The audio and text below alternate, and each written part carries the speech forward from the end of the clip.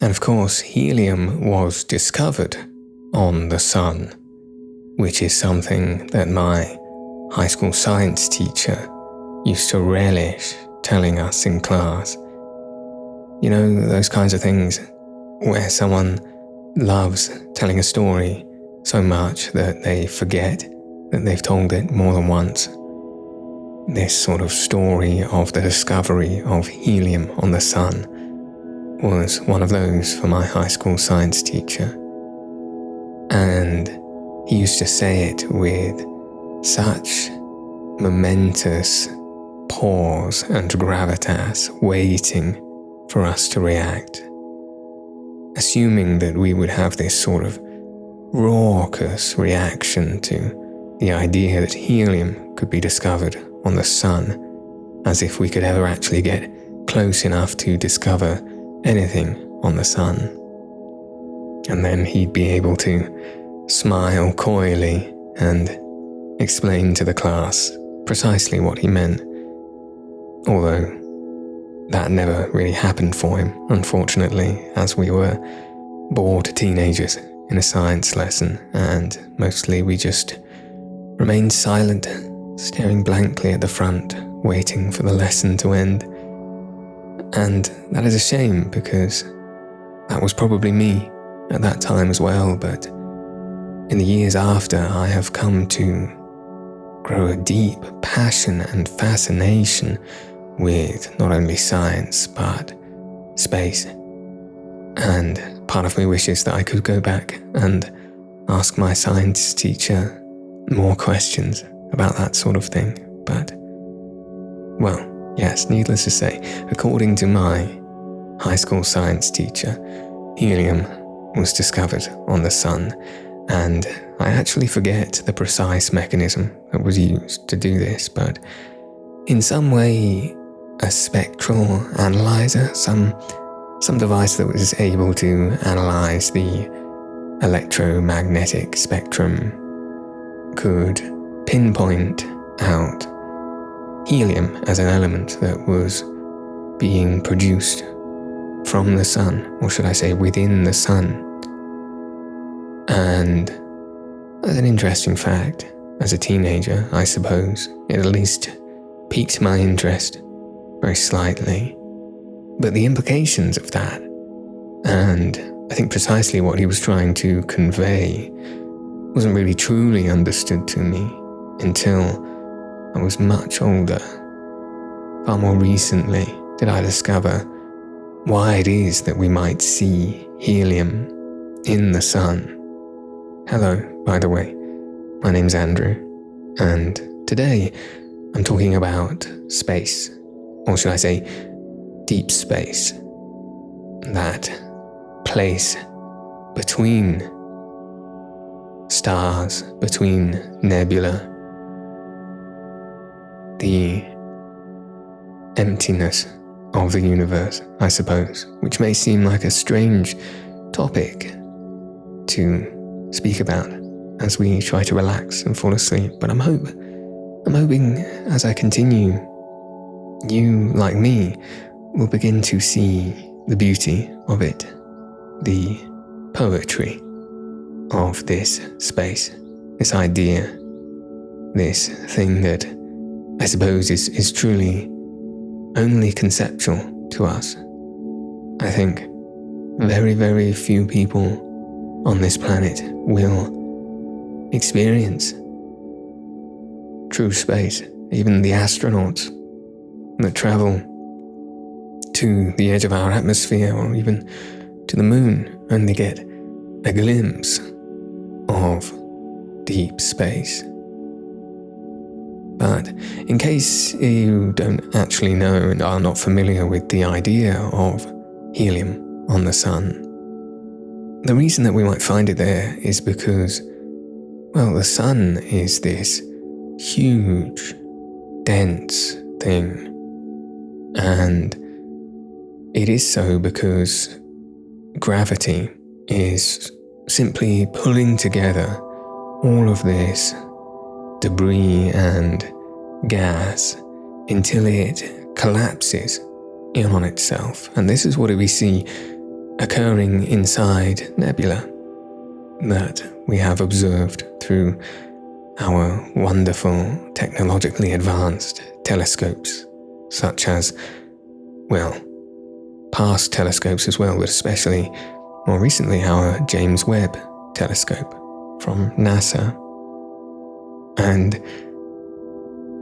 I'm not saying that this is a recent discovery. We have known what goes on within nebula for some time. But what we see are, within these vast, huge clouds of gas and debris, clumps of it beginning to attract itself to itself, as it were, until they grow very large in size.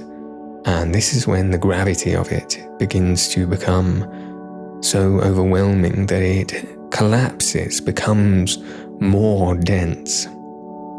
And this is when the process of building a star begins. And this process, what we call fusion, occurs.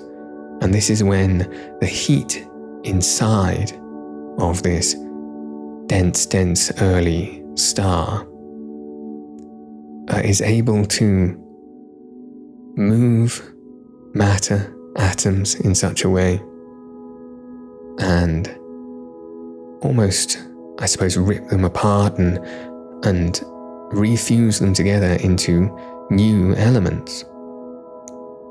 And that is why we see so many other elements inside of stars, and the larger they get, the more gravity there is that creates this denseness, getting more and more dense towards the core of a star. We will see the hierarchy of elements come forth, you see. And this is where I'm going to make clear my embarrassment that I am not wholly familiar with the periodic table, but we see elements like hydrogen and helium, the lighter elements, are being produced in stars, and then as you go further towards the denser internal area of a star is when we see denser elements, although I've forgotten the exact linear line of which I believe you'll see iron in the center, very center of a star. And although I must say, although we see these things coming from our sun and from other stars, and this is how we are able to infer that these elements are being produced within the center of stars, it is, of course, entirely hypothetical. There is no real way of knowing what is at the center of a star. Perhaps one day we will know. But for now, it is a theory, although it is most likely true, because we have enough evidence to suggest that that is most likely what is going on. And to look at these nebula, and I'm sure you've seen an image of a nebula before, because there are many famous ones that crop up from time to time. You wouldn't necessarily think that they are the place where stars are born, so spread out and ephemeral and cloud-like as they are, and very beautiful as well. Some nebula look like works of art. Cast your eye upon them. These beautiful patterns that emerge within what is simply dust, debris, and gas that floats around in space. And some nebula, or nebulae, I'm not entirely sure what the plural of nebula is, but some of them are simply debris in space. Some of them are the remnants of dying stars. And you can see that they make particularly different, particularly more interesting patterns. And you can see, if you look upon one, the sort of radius of explosion, and these would almost look like undulating waves of gas and dust that emit from a central point where you know the star once was. And then again, to look at these things, to imagine the sheer scale of what you're looking at. Thousands and thousands of times larger than our Earth is a field of space debris. And there being so many myriad in our observable universe, it's a beautiful thing to acknowledge the scale that we find ourselves in of the universe as a whole, and then to look upon our small Earth. I think it's important to remind ourselves how small a part we truly do occupy within the vastness that is the universe. And it's funny, that phrase, the observable universe, because that's another thing that I often took for granted, heard a lot when I was quite a lot younger, and just through life. If you hear a scientist, an astrophysicist discussing anything, they'll refer to not the universe, but the observable universe, which sounds very scientific, very official. But again, the implication and the meaning of that did not become clear to me until a little later in life, when I took more of a fascination in space, and to learn that what we see of the universe is understood to be simply the portion that which we are able to see is mind-boggling. That there is a reached limit in how far we are able to see out into the depths of space, and that we understand how large the universe or area, or at least we have a good idea how large the universe we can see is, but past that, we simply do not know. Couldn't say. And that has something to do with, one, the speed at which light travels, and two, the speed at which the universe itself is expanding. And so, because the universe appears to be expanding faster than light is capable of traveling, there is light, distant light, from parts of the universe far, far away, that will never reach us. And if it does not reach us, we cannot see it. And in that way, a large portion of the universe will forever be a mystery to us. Unless, of course, some way of combating that pesky universal speed limit is developed. And stranger things have happened. So I couldn't say that we might never hop into a space vessel that is able to warp the very fabric of space-time and take us to the distant reaches of the universe. But certainly not in my lifetime. I think that's okay. I think some of the most beautiful things about deep space is the mystery. One of my most favorite mysteries about deep space, or should I say empty space, is what is known in physics as the vacuum catastrophe, or I think sometimes the cosmological constant problem.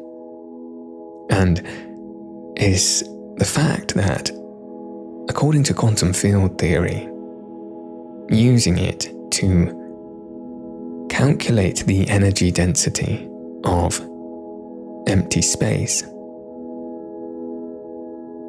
what they find is that if they use this quantum field theory to calculate it, which is used for so many other things and describes the universe in so many other ways quite accurately, they actually find that the energy density that comes out is something like 10 to the 120 times larger than what they actually observe in the universe, which is, to a physicist, I'm sure you would agree, quite a catastrophe. It makes absolutely no sense that there should be so much energy that we can't see, although some of you who are somewhat interested in this field know a little bit about space and its mysteries might be thinking that this sounds like it might be skirting up against ideas such as dark matter and dark energy. And for those of you who are not familiar with those concepts, they are two distinct concepts, really. Dark matter being the name given to this theoretical form of matter that scientists have come up with because, on observing the universe, they've noticed across the board, holistically, there is not enough matter that we can observe to account for the way that galaxies and the bodies of heaven move around. It cannot account for how much gravity, I suppose. I lack the technical ways of saying it, but it doesn't make sense that the matter out in the universe should move in the way that it does, with there being so little of it that we can observe, at least. And so they have dubbed this thing, this theoretical form of matter that might exist out in the world that we simply can't see. So it's there, but we just are unable to observe it, hence dark matter. And that is their way of accounting for this discrepancy. Dark energy, similarly, is attempting to account for the rapid expansion of the universe and the very fact that there should be some reason or some energy behind this rapid expansion that again is unobservable, and so they have dubbed this dark energy.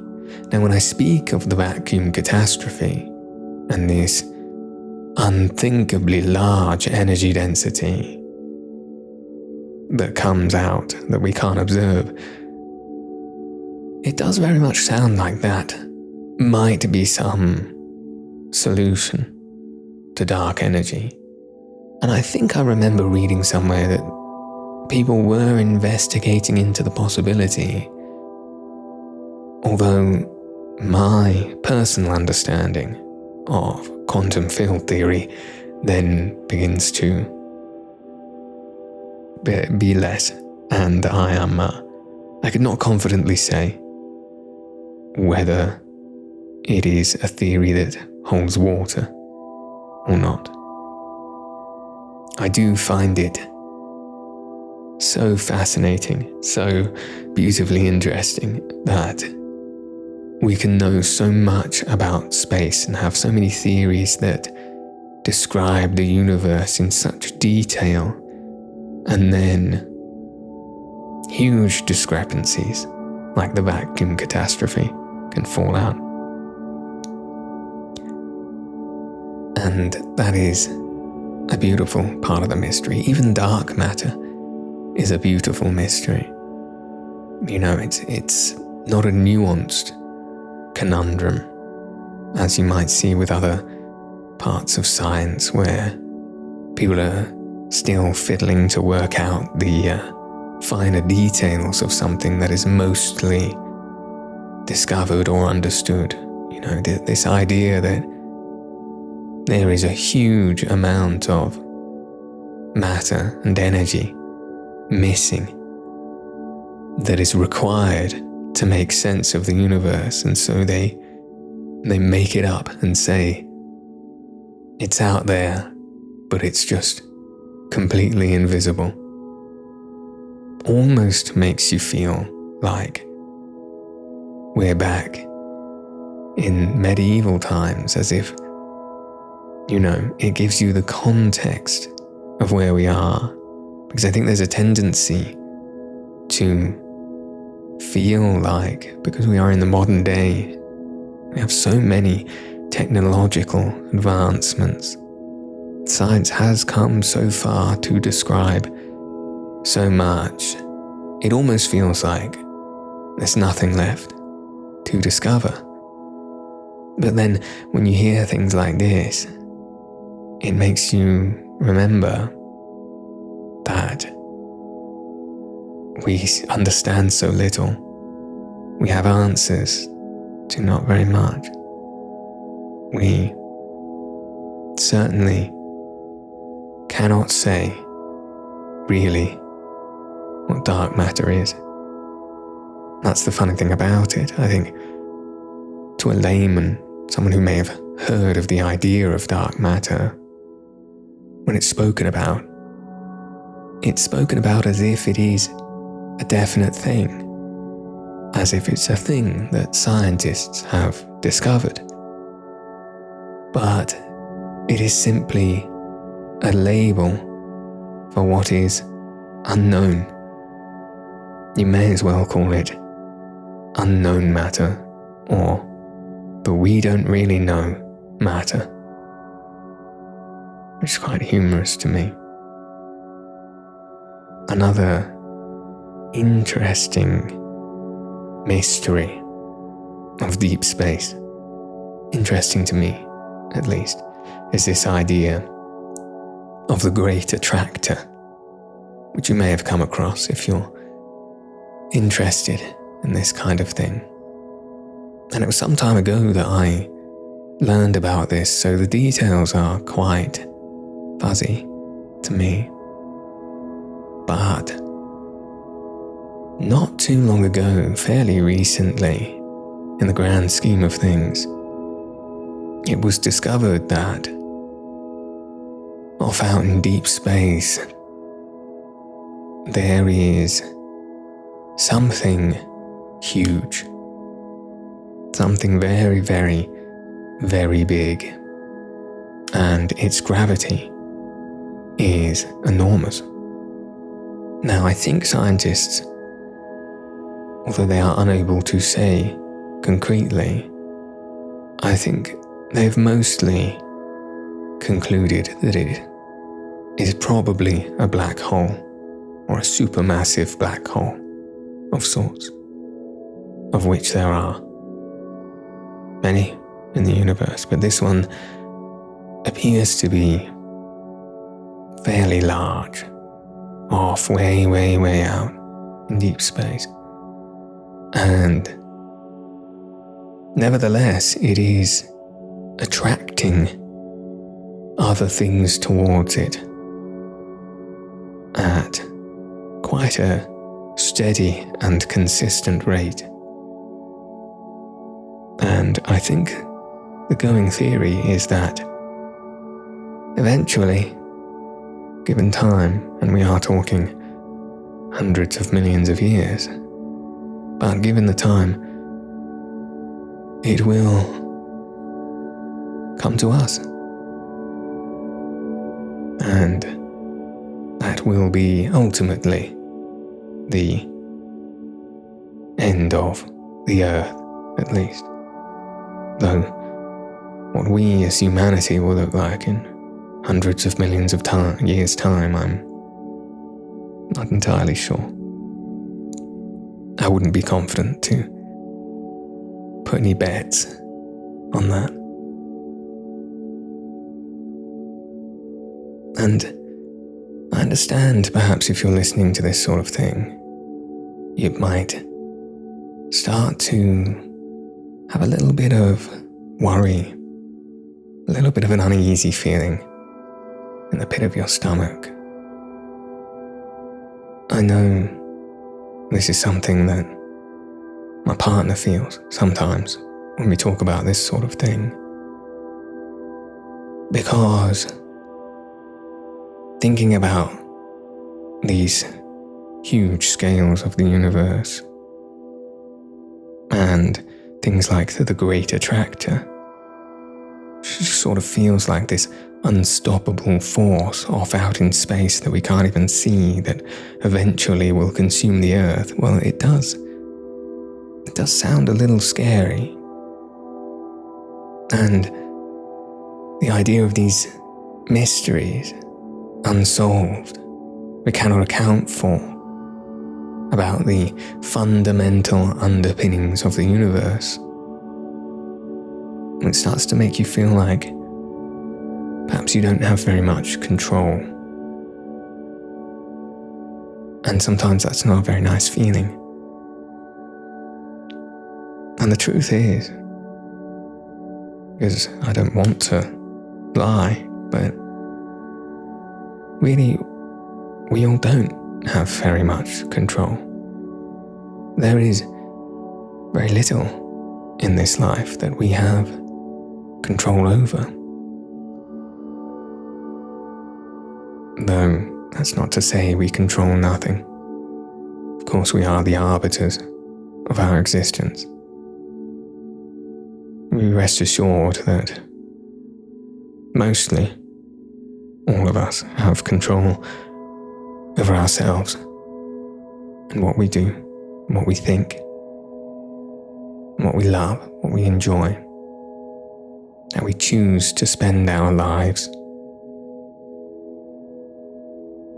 Certain things within that, you could say we don't quite have control over. But on the most part, there's always choices for us to make. And ultimately, our choices are our lives. So, we needn't really worry about a great attractor way off in space, or the mysteries of the universe, because they're not really a part of our lives. They're wonderful things to think about, I think. Cosmic vastness and the mysteries of the void. Beautiful in that way that it forces us to think about the world that ultimately we don't live in. Because, as I say, this idea of the void of space is ephemeral. It is conceptual. We can't and won't experience it. Discussing traveling to the moon traveling to Mars, traveling to the sun, is almost tantamount to the idea of traveling to fairyland. It is, and always will only be, an imagining for us. And as someone who enjoys imagining, I think that's why it particularly appeals to me. There's this philosophical idea about a teapot that orbits the Earth. And I believed it has something to do with discussions around truth and knowledge and provability. It might be that it goes something like this, where someone's trying to make a case for the existence or non-existence of something. No, I do have been mistaken about this. It is the existence of something. And it's this idea that you can't prove emphatically that something doesn't exist, but you can only prove that it does exist. Hence the idea of this teapot that orbits the Earth. It would be infinitely more difficult to prove that it doesn't exist than to prove that it does. In fact, in attempting to prove that it does, only after many, many unsuccessful attempts could you suggest the idea that it may not exist. But even then, there is sort of no true way to prove that it doesn't exist. It is an untenable objective in that way. And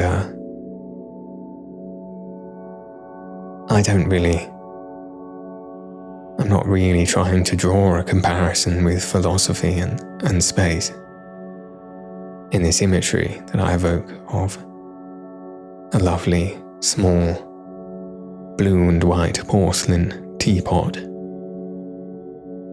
floating around the Earth, somewhere between us and the moon.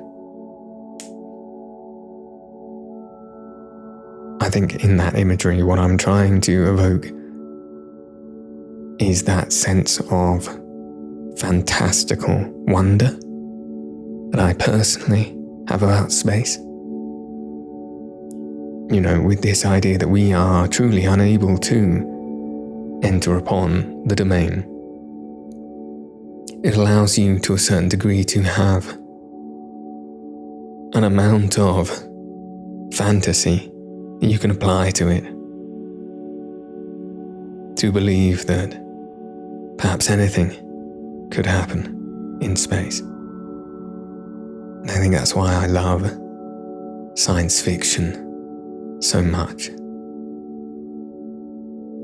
And there are these people that will watch sci-fis, and depending on the kind of sci-fi that it is, might also be someone who is a bit of a science buff. And you may have sat next to someone watching a sci-fi movie like this before, where every little thing they'll be commenting on, the jets wouldn't move that way in space. Gravity doesn't work like that. Wouldn't quite push like that. There wouldn't be enough oxygen in XYZ to make this make sense, sort of thing. I can emphatically say that I'm not that sort of person. I think I am so readily able to suspend my disbelief with regards to space, because it is so vast and unknown. And to that extent, sort of anything could happen in space. It is a place of infinite possibilities, as it may be a place of infinite space indeed. Because who is to say that certain parts of the universe may not behave differently to others? Who is to say that those realms just beyond what we can even see ourselves, like I say, outside of that observable universe, who's to say that things don't work entirely different there? There's a chance they might. And this is where I imagine that some of these more fantastical sci-fis that I enjoy are set. Sometimes I like to imagine that there is in fact another Earth somewhere way, way out in space, very similar to our planet, but different in little ways. One of my favorite sci-fis, speaking of deep space, is the Star Trek series Deep Space Nine. Now, I'm a big Star Trek fan. In general, I grew up watching The Next Generation with Patrick Stewart, Jean-Luc Picard. I also used to watch Voyager as a child. And it was only later in life that I picked up Deep Space Nine. And I think it got a bit of a bad rap for anyone who's into Star Trek, as being a bit too gritty, a bit too dark for what Star Trek was supposedly meant to be. But it's my favorite sci-fi. And I think the reason that it is my favorite is actually for the opposing reason as to why I've said that I really enjoy making a fantasy of space, because The Next Generation and Voyager, and more to the point, the original series of Star Trek, would create a real fantasy of space all the time. And they would imbue that with philosophy sometimes, make some really interesting, thought-provoking plots. But they would often introduce these fantastical concepts about time-dilated planets and different species who lived in peculiar ways and were able to do strange things, entering particular space anomalies that would have curious effects on the crew and on the ship. But Deep Space Nine didn't have any of that. It was set on a space station that was set up just outside of a planet called Bajor, and it was set up there during a war, during an occupation by quite a tyrannical space race. And the people of Starfleet, who were, the quote-unquote good guys of the situation, came to commandeer the space station and take it over in an attempt to rebuild attempt to create an era of peace for the planet of Bejor after this horrible period of war and occupation. And for that reason, it had this grounded humanity to it. You know, these were not people in a spaceship flying around the galaxy, discovering something new, someplace new, some new people every week. They were in a fixed location, and it was the same people each week. And the adventure, the challenge, the struggle was one of politics, one of friendship, one of society,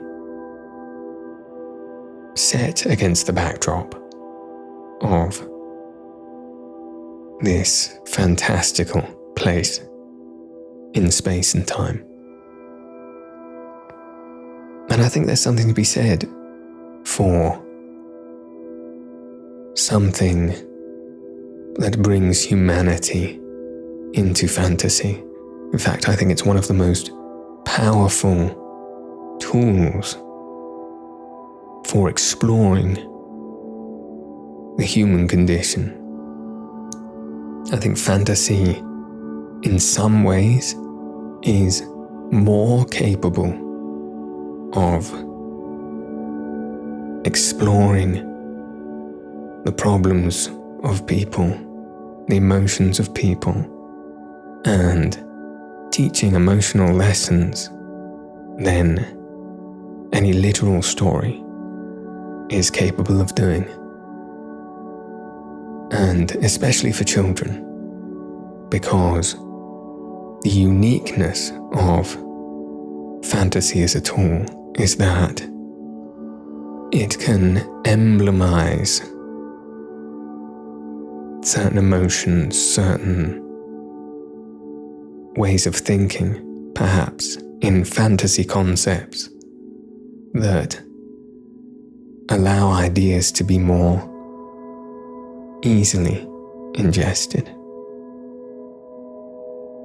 And I've spoken about this before when I was talking briefly about cartoons that I enjoy, but there is a sci-fi cartoon called Steven Universe that does this really, really well, and that is an animation for children, and the whole story is about emotional relationships and what they mean, and this alien race that are the feature of the show, called, well, I think they're just referred to as gems, because they all come from gems, these hard mineral stones, and are named after the popular stones: amethyst, pearl, ruby, sapphire. And then their bodies are made of light, and they sort of burst out of these stones. And they have a unique ability, as and when is necessary, to combine themselves with another gem. So if two gems, two people, as it were, are perfectly aligned in a duty, say they are perhaps, two guards, two guarding rubies that are after an attacker. If they're both diligently on the same purpose, they can utilize that combined purpose by literally forming into one being, taking two and forming into one, so that in that instance there would be a much larger ruby, and therein be faster and more powerful in their aim. And during the course of the story, you discover that it is actually quite forbidden for rubies that are, sorry, not rubies, but gems that are unlike each other to combine. And they make a parallel here with the idea of love, romantic love. And there are a clan of rebels who have shaken off the stuffy and outdated ideas of the establishment, who are happy to combine themselves, no matter whether they be different gems or not. And the metaphor that's being portrayed here is fairly overt. I think you may already be getting the idea behind what metaphor is trying to be portrayed. But as you watch the show, there is so much beautiful nuance in the way that they portray it. I think there's one particular line one of the characters gives across at a certain point, and it is from a fusion. This is what they call a gem, or should I say 2 gems who have decided to live as one gem permanently. And that is out of a feeling of love and affection for each other. And it is one fusion talking to another brand new fusion, someone who was just experiencing this idea of 2 people being one. And the advice that this character, this fusion, gives to the new fusion is you are not one or the other of you. Do not try to believe that you are separate. And it's important to remember also that you're not one person either. You are still both of you. And so the brand new fusion says, well, if I'm not one person and I'm not 2 people, but I am 2 people and I am one person, what really am I? And the fusion says, you are an experience. And that's stuck with me for a long time. And I think it's something that can be applied not just to romantic relationships, but friendships, and also to one's existence with oneself. And that is the kind of emotional metaphor, nuance that you can convey with sci-fi that would simply be impossible or incredibly surreal if you were attempting to describe it literally. And that's why I love the mode of fantasy. I think it's really important for not just children but adults as well to explore these ideas.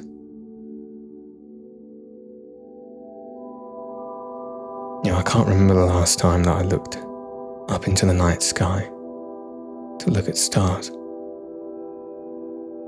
Trying to remember when it was last dark enough. Everywhere I've ever lived, for a long period of time at least, has had a lot of light pollution around, and don't get me wrong, I can still see some stars, but those 2 or 3 occasions in my life where I've looked up into the sky and seen truly the depth of space, just how many stars you can see when there isn't so much light interfering. It's a really magical time. I think if I were to go anywhere again, it would be Yosemite first, National Park, and I would not just spend a few hours there, as I did last time I visited some years ago. I'd spend a couple of days, and there I would make a point of finding time to go out into the forest at night and look up into a clear sky and absorb the breadth of the stars in the sky above me.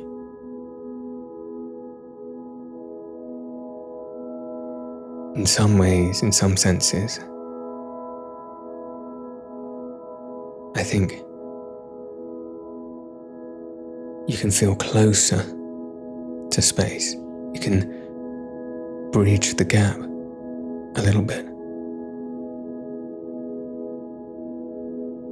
I remember recently I had a strange feeling looking up at the moon even. And it was like this paradigm shift, this click that happened in my head when I realized, of course I knew and have always known, that the moon is there. But it sort of becomes, like I say, ephemeral, a fantasy. After a while, just a shiny decoration in the night sky. But for a moment, when I began to analyze the shadow on the moon, really look at it and understand where that shadow was coming from and how it was an interaction between the earth and the sun that was causing that. For just a few seconds, the moon felt like it was there, like it was really there. Almost like I could reach out and grab it, or even just walk there in a couple of days.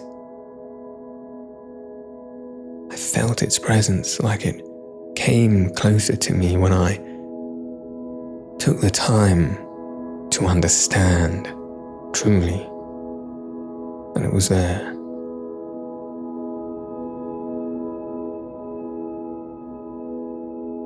Perhaps it is in these ways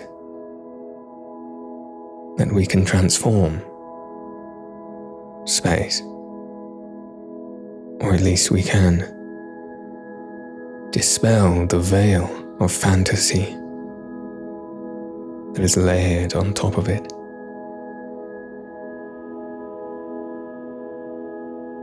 And reveal it for what it is. Part of our universe. Part of our home.